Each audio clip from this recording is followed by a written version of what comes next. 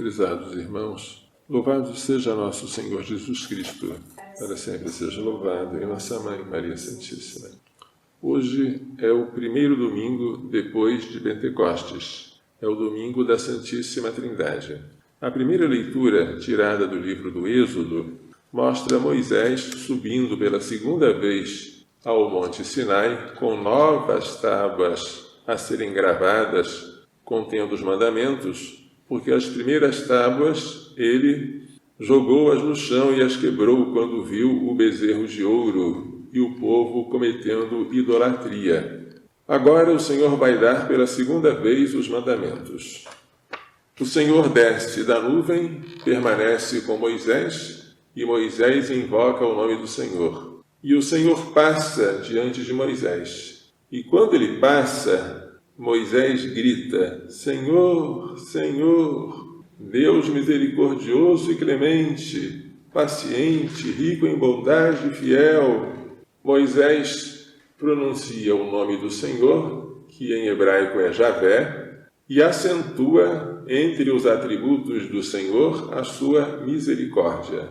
E lembrando-se desta misericórdia, Moisés pede: caminha conosco. Embora este povo seja de pescoço duro, de cerviz dura, perdoa nossas culpas e nossos pecados e acolhe-nos como propriedade tua. Em outras palavras, esquece, Senhor, o pecado da idolatria ao bezerro de ouro, e que nós sejamos perdoados. Embora o Senhor seja único, e o maior mandamento da lei seja este: ouve, Israel, o Senhor nosso Deus é o único Senhor.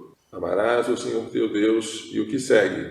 Embora o Senhor seja único, no Antigo Testamento, Deus foi se revelando por meio da sua sabedoria e do seu Espírito. A sabedoria aparece nos escritos do Antigo Testamento quase como se fosse uma pessoa, uma segunda pessoa em Deus. O Espírito também aparece, o Espírito como se fosse um sopro de Deus, um princípio de vida que renova as criaturas. No Antigo Testamento, tudo isso ainda é obscuro. Somente quando o Senhor vier é que ele vai tornar claro este mistério.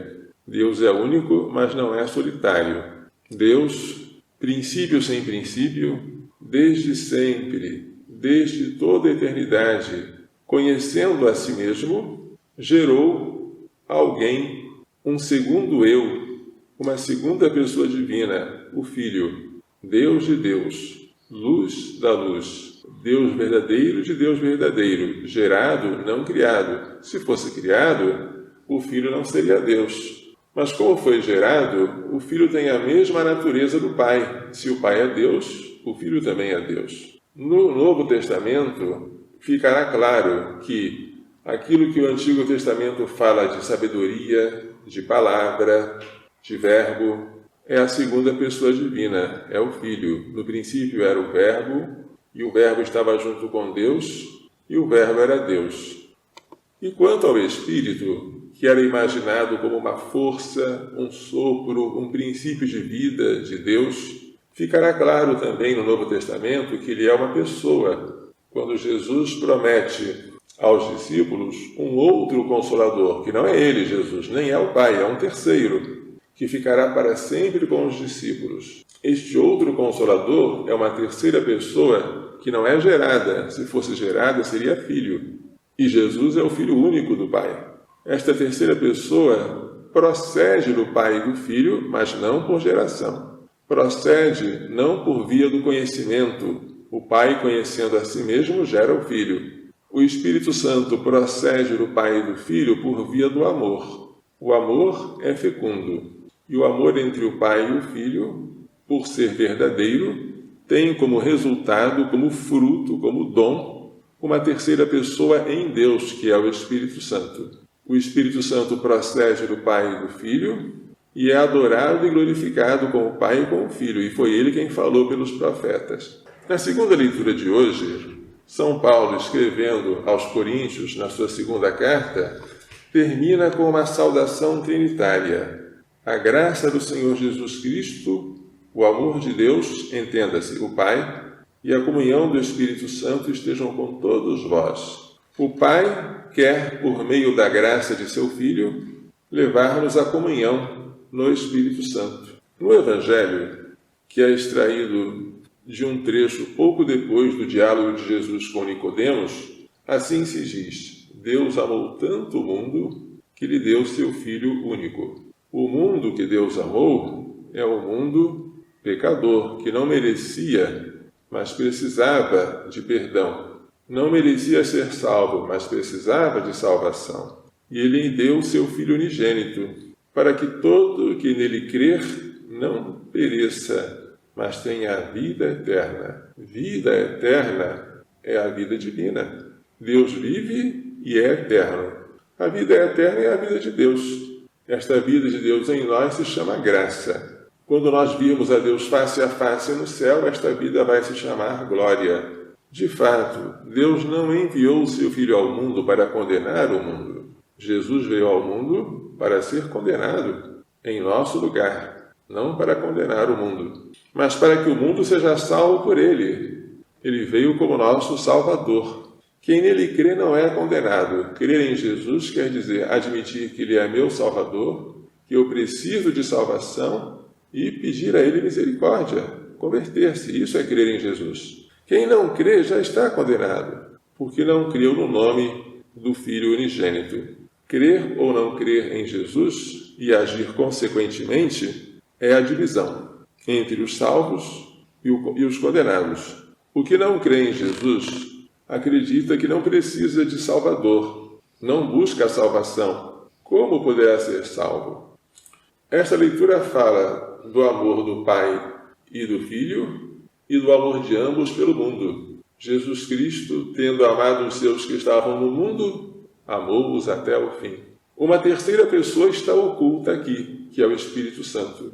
O Espírito Santo é justamente a pessoa amor, a pessoa dom, a pessoa que procede do amor que há entre o Pai e o Filho, e que foi entregue a nós como dom, como consumação da redenção. Esse Espírito Santo que aparece como pomba, que simboliza a paz e a simplicidade, como vento, que significa um sopro que nos empurra, e como fogo que nos abrasa, que nos entusiasma.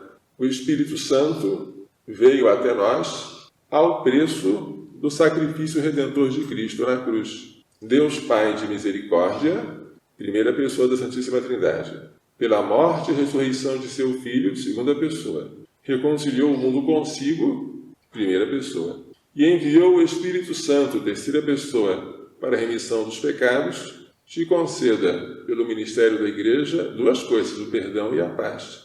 Assim o Padre fala antes de pronunciar a fórmula da absolvição sacramental. Então toda a Santíssima Trindade está envolvida na obra da nossa salvação e do perdão dos pecados. A nossa felicidade será ver a Santíssima Trindade.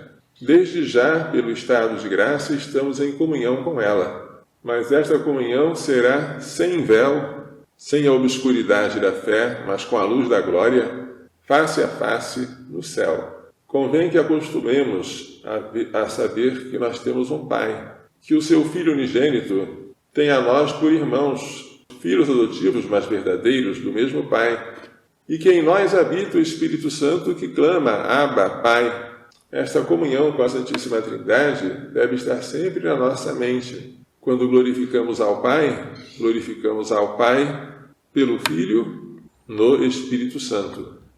Para dar a entender que as três pessoas são igualmente dignas de louvor, nós dizemos glória ao Pai, e ao Filho, e ao Espírito Santo. E este louvor já existia desde o princípio. Ele se prolonga agora e se prolongará para sempre, pelos séculos. Que Maria Santíssima, Filha de Deus Pai, Mãe de Deus Filho, Esposa do Espírito Santo, nos faça honrar a Santíssima Trindade, para depois podermos conviver com ela para sempre. Louvado seja nosso Senhor Jesus Cristo, para sempre seja louvado, e nossa Mãe Maria Santíssima.